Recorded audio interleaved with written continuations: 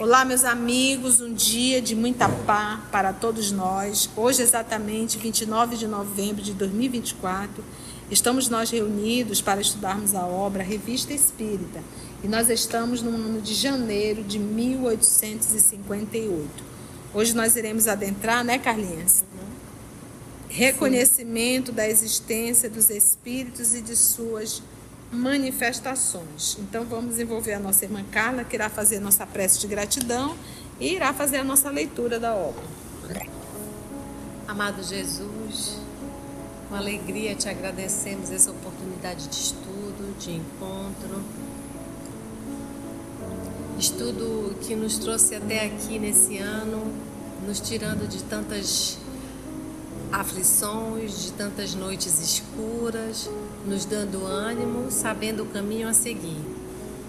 Ajuda-nos ainda mais um pouco a compreender essas lições, a colocá-las em nossos arquivos mentais, para que possamos usá-las sempre que necessário. Te agradecemos todas as oportunidades felizes que tu nos deste esse ano e que possamos nos encontrar no ano que vem. Mas para hoje te agradecemos e te pedimos a tua proteção nesse estudo que se inicia. Que assim seja. Então vamos iniciar o artigo. Reconhecimento da existência dos espíritos e de suas manifestações. Novamente eu gosto de frisar que a gente vê como o tema é simples, né? Ainda vamos fazer essa análise do reconhecimento das manifestações e da existência dos espíritos. Porque nas outras revistas a gente já dá como certo, né? Então aqui é bem o princípio mesmo. Lembrando que esse é o primeiro fascículo, né? Janeiro de 1858. É tudo a origem, bem o princípio, para ter noção de tudo que ele vai desenrolar nos próximos anos. Se as primeiras manifestações espíritas fizeram numerosos adeptos, não somente encontraram muitos incrédulos, mas adversários ferrenhos e muitas vezes até interessados em seu descrédito. Hoje, os fatos falam tão alto que é forçoso reconhecer a evidência. E se ainda existem incrédulos sistemáticos, podemos predizer-lhes com segurança que não se passarão muitos anos para acontecer com os espíritos o que se deu com a maior parte das descobertas, que foram pertinazmente combatidas ou encaradas como utopias por aqueles cujo saber deveria tê-los tornado menos céticos no que diz respeito ao progresso. E aqui um caso especial, assim, particular, é que, lembrando assim, que o meu pai mesmo falava muito disso, a coisa do demônio, isso não existe, isso é loucura, e bagunçava muito com meu tio, com meu irmão, que já eram espíritas, falando que a gente ia para lá, batucar com espíritos. E aí hoje a gente vê, não é nem uma geração depois, eu já me toca, né, vamos dizer assim, todo mundo já é espírita lá em casa. Então assim, nem muito se passou, né? Para que essa mudança viesse a ocorrer mais fortemente. Já vimos muitas pessoas, entre as que não se aprofundaram nesses estranhos fenômenos, concordarem que nosso século é tão fecundo em fatos extraordinários, a natureza tem tantos recursos desconhecidos, que seria mais que leviandade negar-se a possibilidade daquilo que não se compreende. Então, né, porque a gente não entende que não existe. Quem fala isso realmente é leviano ou não entende. Esses tais dão prova de sabedoria. Eis aqui uma autoridade que não poderia ser suspeita de prestar-se levianamente a uma mistificação. La Civiltà Católica, um dos principais jornais eclesiásticos de Roma. Reproduziremos mais adiante um artigo que esse jornal publicou no mês de março passado, no qual se verá que seria difícil provar a existência e a manifestação dos espíritos por argumentos mais peremptórios. É verdade que divergimos deles sobre a natureza dos espíritos. Não admitem senão os maus, enquanto admitimos bons e maus. É um ponto que abordaremos mais tarde com todos os desenvolvimentos necessários. O reconhecimento das manifestações espíritas por uma autoridade tão grave e tão respeitável é um ponto capital. Resta, pois, julgá-las. É o que faremos no próximo número. Reproduzindo o artigo, o Universo o faz preceder das seguintes e sábias reflexões. E agora ele vai colocar textualmente o que foi escrito no artigo Universo antes do que disse esse jornal eclesiástico de Roma. Diz o Universo: por ocasião da publicação de uma obra em Ferrara sobre a prática do magnetismo animal, referimos aos nossos leitores os sábios artigos que acabavam de aparecer em La Civiltà Católica de Roma sobre a necromancia moderna. Necromancia é a arte de adivinhar o futuro por meio de contatos com os mortos, reservando-nos trazer-lhes mais amplas informações. Publicamos hoje o último desses artigos, que em algumas páginas contém as conclusões da revista romana. Além do interesse que naturalmente se liga a essas matérias e a confiança que deve inspirar um trabalho publicado por La Civiltà, lembrando que é um jornal eclesiástico, muito bem conceituado, a oportunidade particular da questão nos dispensa, neste momento, de chamar a atenção para uma matéria que muitas pessoas, na teoria como na prática, trataram de maneira tão pouco séria, a despeito da regra de vulgar prudência que recomenda sejam os fatos examinados com tanto maior circunspecção quanto mais extraordinários pareçam. Então, aplausos para a introdução do artigo no Universo. Eis o artigo. De todas as teorias lançadas para explicar naturalmente, e aí ele grifa naturalmente, os diversos fenômenos conhecidos como espiritualismo americano, também ele grifa espiritualismo americano, não há uma só que alcance o objetivo, e menos ainda, consiga dar a razão de todos eles. Se uma ou outra dessas hipóteses é suficiente para explicar alguns desses fenômenos, sempre restará alguns que permanecerão inexplicáveis. A fraude, a mentira, o exagero, as alucinações, sem dúvida, devem ter grande parte nos fatos referidos. Mas, feito o desconto, resta ainda um volume tal que, para negar a realidade, seria preciso recusar toda a fé na autoridade dos sentidos e no testemunho humano. Então você já vê aqui que ele já vai ser favorável, Apesar de toda mentira, de toda fraude, existe. Entre os fatos em questão, um certo número pode ser explicado pela teoria mecânica ou mecânica fisiológica. Porém, há uma parte muito mais considerável que não se presta de maneira alguma a uma explicação desse gênero.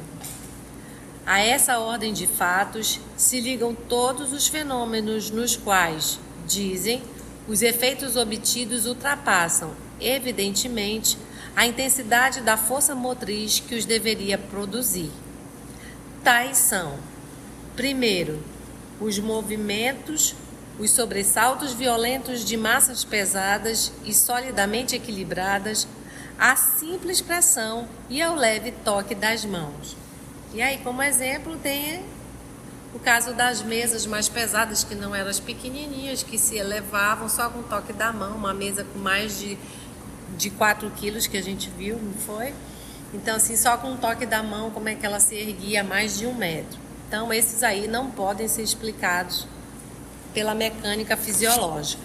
O segundo, os efeitos e os movimentos que se produzem sem nenhum contato, consequentemente sem qualquer impulso mecânico, seja imediato ou mediato. E, enfim, esses outros efeitos que são de natureza a manifestar em quem os produz uma inteligência e uma vontade distintas das dos experimentadores. Então, aqui esse jornal eclesiástico dá um aval para o espiritismo, né? Fenômeno, né? Para os fenômenos, não dizendo que os espíritos realmente existem, esses fenômenos são verdadeiros. Até porque eles mesmos, né, vamos dizer assim, a própria igreja, ela tem os exorcismos. Sim. Então ela sabe que uma força poderosa atua ali, né? Que ela chama de demônio, né? Que ela chama de demônio. Por isso que ele diz, só que ele vai divergir só por isso, que ele diz que só existem os espíritos maus. Mas se existir os maus, existem os bons. É nisso que eles vão divergir depois. Para dar a razão dessas três ordens de fatos diversos, temos ainda a teoria do magnetismo. Mas, por maiores que sejam as concessões que se lhe dispõe a fazer, e mesmo admitindo de olhos fechados todas as hipóteses gratuitas sobre as quais ela se funda, todos os erros e absurdos de que está repleta, e as faculdades miraculosas por ela atribuídas à vontade humana, ao fluido nervoso ou a quaisquer outros agentes magnéticos, jamais poderá essa teoria, com o auxílio desses princípios, explicar completamente como uma mesa magnetizada por um médium manifesta em seus movimentos uma inteligência e uma vontade próprias, isto é, distintas das do médium e que por vezes são contrárias e superiores à sua inteligência e vontade. Ou seja, alguém está falando aqui também e conhece do que está falando, né? Não foi leviano. Como dar razão de semelhantes fenômenos? Queremos também nós recorrer a não sei que causas ocultas, a que forças ainda desconhecidas da natureza? Há explicações novas de certas faculdades, de certas leis que até o presente permaneceram inertes e como que adormecidas no seio da criação? Estaríamos, desse modo, confessando abertamente a nossa ignorância e levando o problema a aumentar o número de tantos enigmas dos quais o pobre espírito humano não pôde, até o momento, nem poderá jamais decifrar. Aliás, não hesitamos em confessar nossa ignorância em relação a vários dos fenômenos em questão, dos quais a natureza é tão equívoca e tão obscura que a atitude mais prudente, parece-nos, é não tentar explicá-los.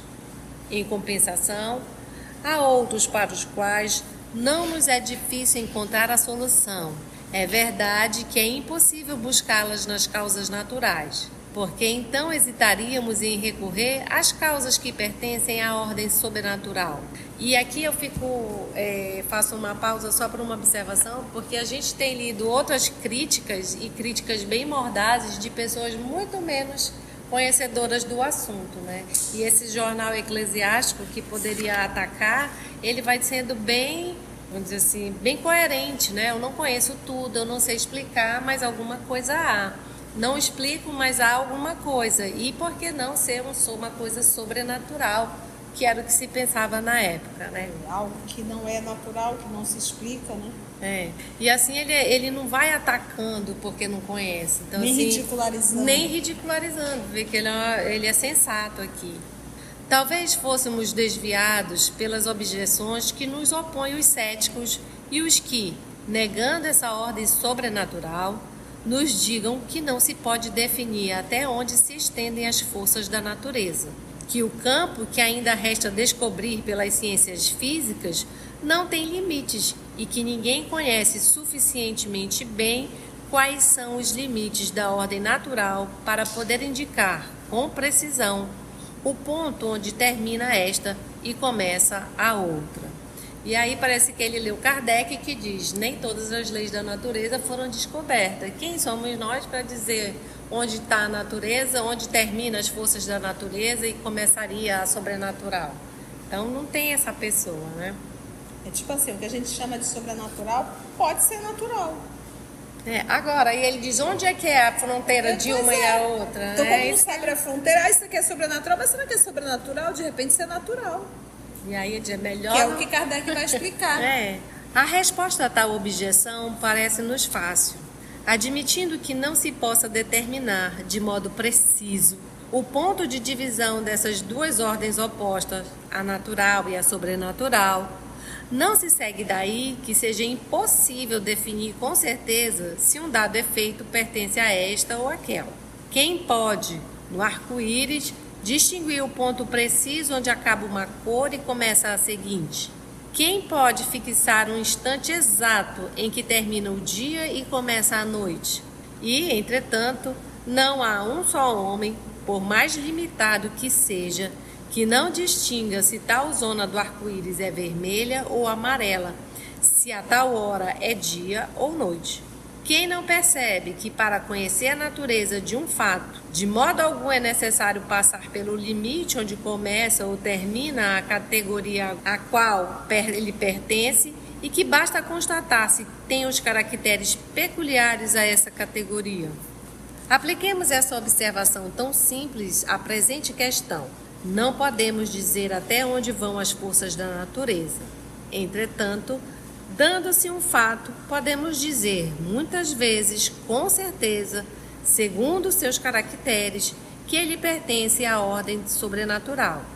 E para não sair do nosso problema, entre os fenômenos das mesas falantes, há vários que, em nossa opinião, manifestam esses caracteres da maneira mais evidente.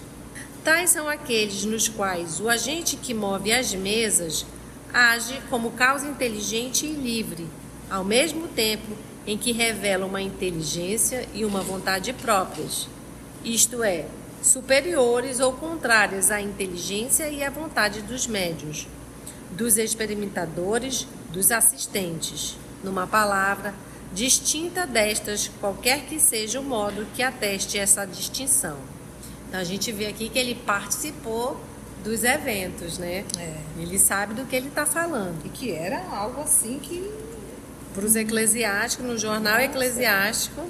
Então, seja como for, em casos tais, somos forçados a admitir que esse agente é um espírito e não é um espírito humano, estando desde então fora dessa ordem, dessas causas que costumamos chamar naturais, daquelas que não ultrapassam as forças do homem.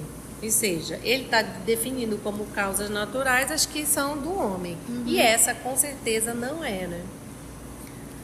Tais são precisamente os fenômenos que, como dissemos acima, resistiram a toda teoria baseada sobre princípios puramente naturais, enquanto na nossa eles encontram mais fácil e clara explicação, pois todos sabem que o poder dos espíritos sobre a matéria ultrapassa de muito o poder do homem, e porque não há efeito maravilhoso entre os citados da necromancia moderna que não possa ser atribuído à sua ação, a ação dos espíritos.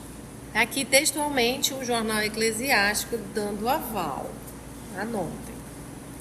Sabemos perfeitamente que, nos vendo colocar em cena os espíritos, mais de um leitor sorrirá de piedade.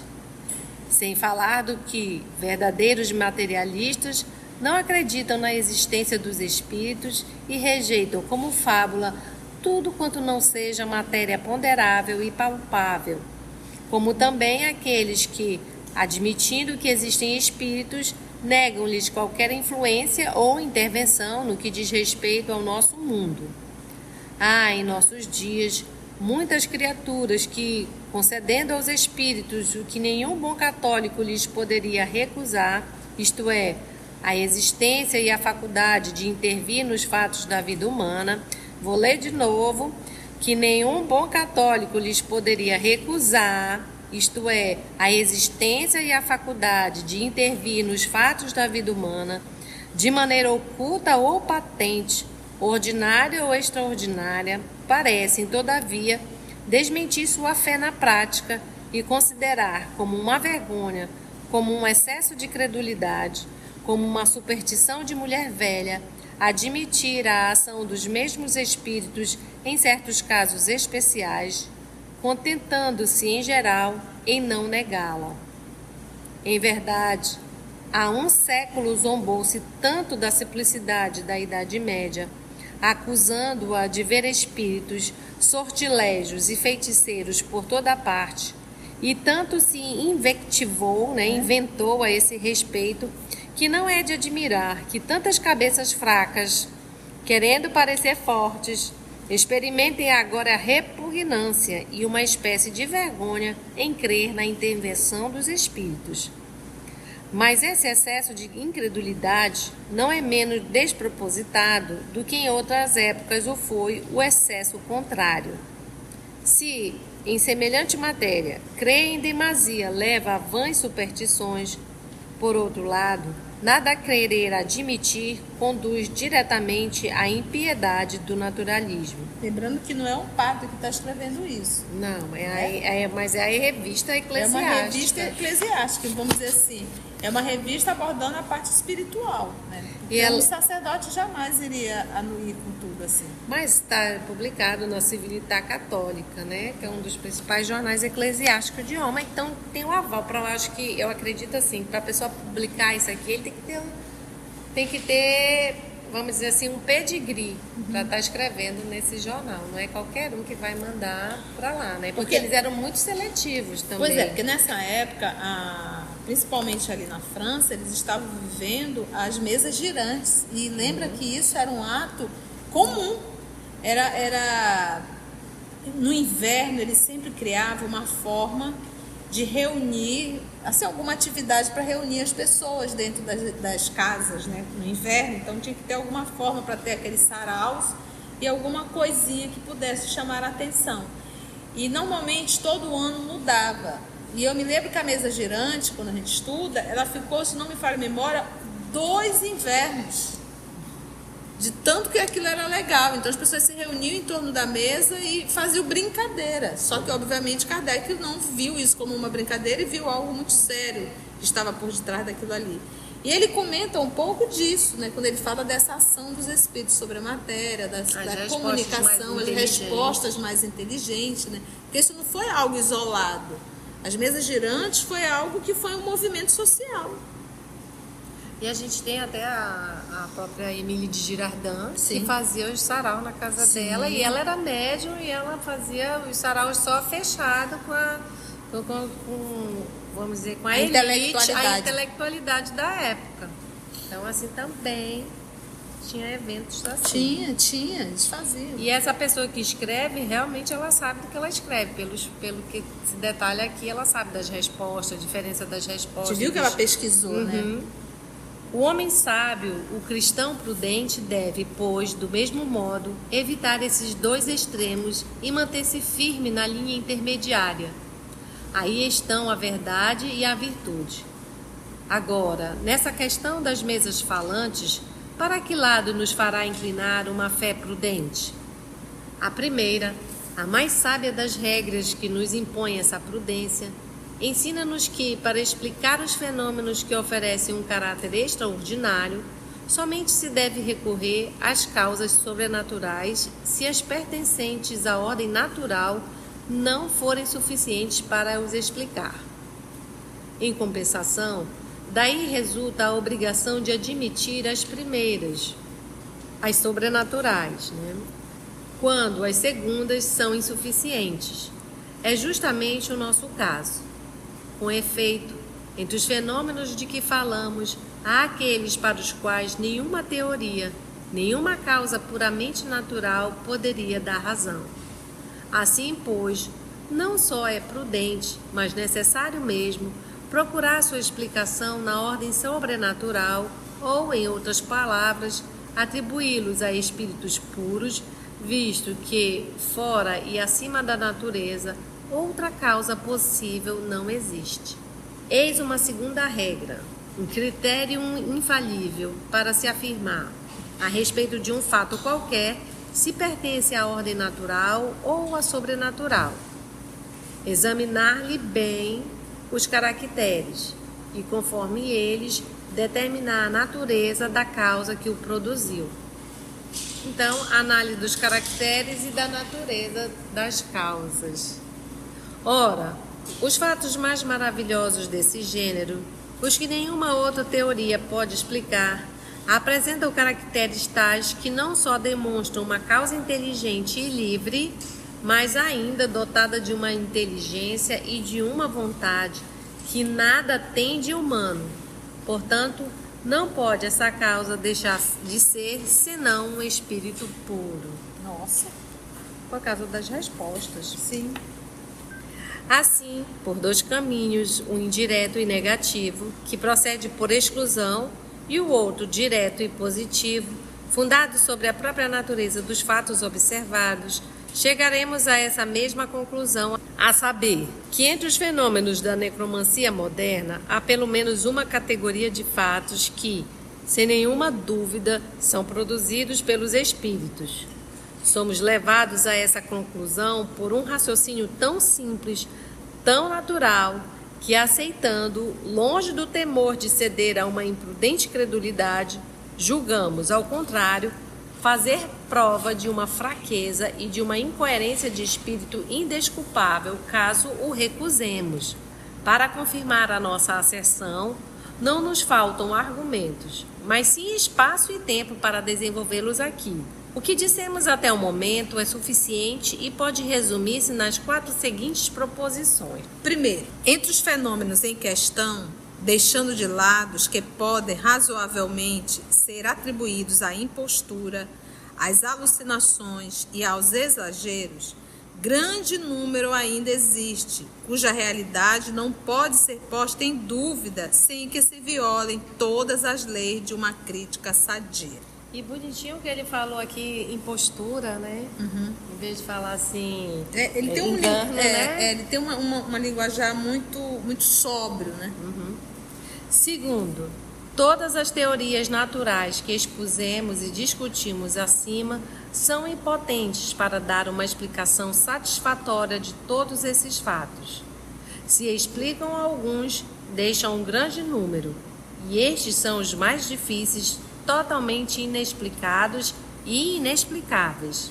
Terceiro, lembrando que a gente está lendo um artigo, tá? E essa é só a conclusão do artigo. É a conclusão do artigo. E Kardec não se manifesta, né? Não. Terceiro, os fenômenos dessa última ordem, por implicarem a ação de uma causa inteligente estranha ao homem, só podem ser explicados pela intervenção dos espíritos, seja qual for, aliás, o caráter desses espíritos, questão de que logo nos ocuparemos. Ele falou que vai fazer no próximo número. Quarto, pode-se dividir todos esses fatos em 4 categorias. Muitos deles devem ser rejeitados como falsos ou como produtos da fraude. Quanto aos outros, os mais simples, os mais fáceis de conceber, tais como as mesas girantes, em certas circunstâncias, admitem uma explicação puramente natural, a do impulso mecânico, por exemplo. Uma terceira classe compõe-se de fenômenos mais extraordinários e mais misteriosos sobre a natureza, dos quais se fica em dúvida, porque, se bem que pareçam ultrapassar as forças da natureza, não apresentam, entretanto, caracteres tais que, evidentemente, para os explicar, se deva recorrer a uma causa sobrenatural. Enfim, agrupamos na 4ª categoria os fatos que, oferecendo de maneira evidente esses caracteres, devem ser atribuídos à operação invisível dos espíritos puros. Mas que são esses espíritos? Bons ou maus? Anjos ou demônios? Almas bem-aventuradas ou almas condenadas? A resposta a esta última parte de nosso problema não pode suscitar dúvida, por pouco que se considere, de uma parte, a natureza desses espíritos e de outra, o caráter de suas manifestações. É o que nos falta demonstrar. E assim finalizou o artigo da revista La Civiltà Católica. E também finalizamos o estudo de hoje e o último estudo do ano, certo, tia? Certo. Estaremos entrando em recesso, os amigos que nos acompanham através do canal. Aproveitem esse período para rever o que foi estudado. Temos muito material no nosso canal. Se você não fez ainda a série Emmanuel, aproveita, faça a série Emmanuel, escolha um dos romances. Essa é uma ótima oportunidade para que você possa aproveitar esse período e dar continuidade aos estudos que estão disponíveis em nosso canal. Então, estamos entrando em recesso e, se Deus nos permitir, se for da vontade dele, retomaremos as nossas gravações no dia 24 de janeiro de 2025. Então, receba um abraço da família EOS, desejamos boas festas, um Feliz Natal e um ano novo de renovação e de aprendizado sempre. Se você chegou até aqui o final, deixa seu comentário.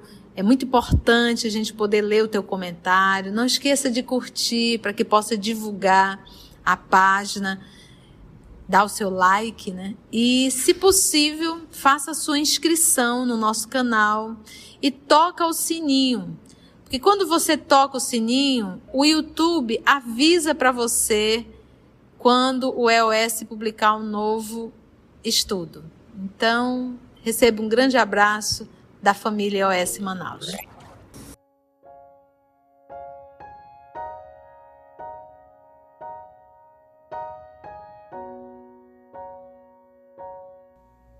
Assim, concluindo o nosso estudo de hoje e agradecendo o nosso Mestre Jesus por mais este momento de aprendizado, vamos orar?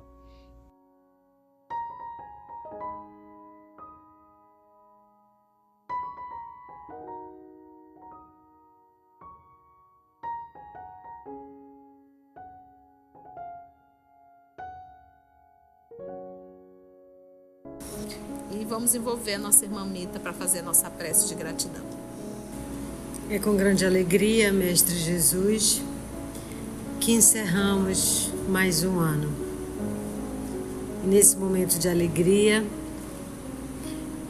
lembrei-me do meu velho pai, que não está mais conosco, mas que sempre repetia: o trabalho é a força renovadora que modifica e transforma a face da terra. Então te agradecemos por esse ano de 2024, por podermos ter colocado nossas pequenas migalhas de trabalho nessas semanas que aqui nos reunimos durante esse ano, e que estas migalhas que colocamos, quantas bênçãos reverteram para nós mesmos. Então é com o coração com alegria que te agradecemos o trabalho. Então é com alegria e gratidão que te agradecemos a oportunidade do trabalho, do estudo, das trocas, das alegrias. Que a gente possa se encontrar no ano que vem para mais estudos, mais trocas e mais alegrias. Que assim seja. EOS Manaus. Estudando para servir ao Cristo. Visite nosso site em www.eosmanaus.org. No YouTube, procure o canal EOS Manaus. Participe do nosso grupo no Facebook. No Instagram somos @EOS Manaus. Escute e estude na Rádio Manaus de Estudos Espíritas. Estamos, também, em diversas plataformas de áudio. Procure EOS Manaus, no seu aplicativo preferido. EOS Manaus. Estudando para servir ao Cristo.